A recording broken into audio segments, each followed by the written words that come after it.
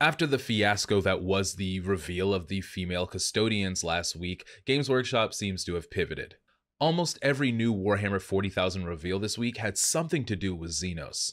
We got a new Xenos Codex coming, we have a new Xenos Combat Patrol coming, we have a new Xenos book coming. And although I await the arrival of the new Golden Girls, I will never say no to new Xenos lore. We get like one Xenos thing for every 10 Imperium products, so we have to talk about this.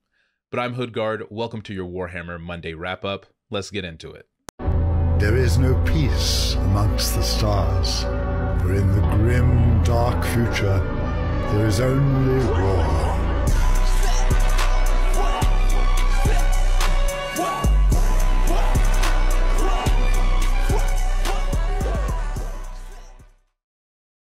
So I am quickly becoming the guy in my Warhammer community that has been known to read a lot of books. I began my journey into Warhammer with the lore. The lore is still a large part of my content today, so we're going to start out with the book that's been revealed this week. We are getting another character novel, just like the Huron Blackheart novel or the Gaskell novel. This one is going to focus on another Xenos character. And this one is going to have a beloved Drukhari character, Lelith Hesperax, A Queen of Knives by Mike Brooks. The Dark City of Komorrah is one of the more politically intricate places within the entire Warhammer 40k galaxy. When you've been scheming and conniving and trying to survive for thousands upon thousands of years, you get really good at it. This book has Lelith trying to figure out who has sent an assassin to take her out. Was it Asdrubal Vecht, the leader of the Dark City, or someone more sinister and hidden?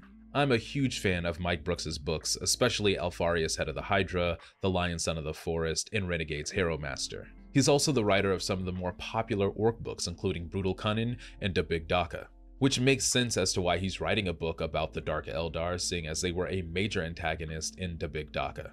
I'm a little bit familiar with the Drukhari. I feel like they might be a weak point in my knowledge about the lore, so I'm excited to learn more about this one. The next big thing that was revealed this week was yesterday during the Sunday preview, and that was a brand new 10th edition codex. And with the Kroot box that was released recently, it could only be the Tau. I am a huge fan of the Tau, technologically advanced mech suits in the midst of this really gothic, archaic looking technology has always been a huge draw for me.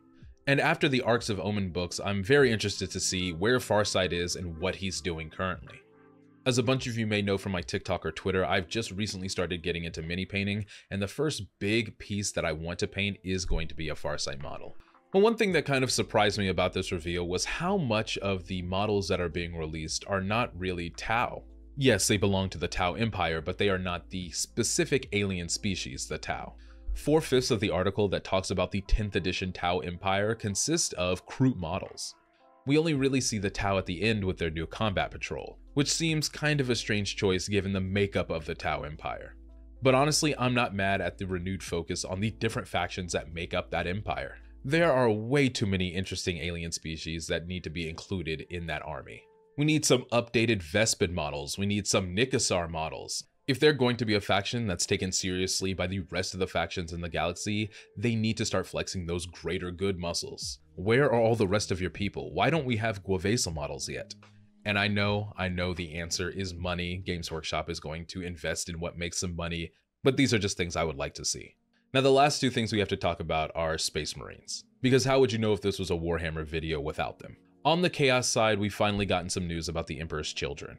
There's going to be a new free index for the Emperor's Children, and it will release alongside all of the Chaos Space Marine stuff that's coming. But it was specifically noted in this article that they do not have a codex coming anytime soon. All they have said is that it is coming in the foreseeable future and to wait. Now, before 10th edition came out, when it was a lot of rumors and people speculating, I kept hearing Emperor's Children refresh, Emperor's Children refresh. And then they came out with the Horus Heresy model for Fulgrim. So it seemed almost inevitable that there would be some Emperor's Children coming pretty soon with 10th edition. On the lore side, we do know that Fulgrim has been active in Imperial space again. He was mentioned in the Arcs of Omen books. We've gotten Genefather by Guy Haley that features Fabius Bile. We've gotten Renegade's Lords of Excess by Rich McCormick that is focusing on the Emperor's Children. So even though all signs point to more Emperor's Children coming, this article seems to waylay that. So RIP to all my Noise Marine fans, you guys will just have to wait. And lastly, before we head out, Space Marines are coming to Target. The Warhammer Hero Series 4 is coming to select Target stores as well as being available online at Target.com.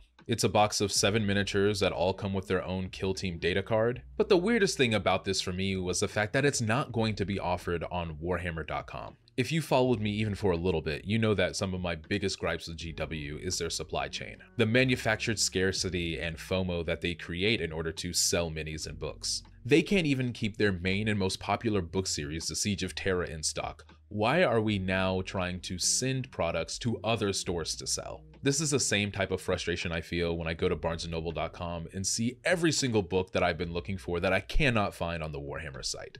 But I guess shout out to my people at Target, y'all have some heroes coming. That has been last week's wrap up. Put what you're excited for in the comments below. Make sure you hit that subscribe button, leave a like, and I'll see you guys in the next one.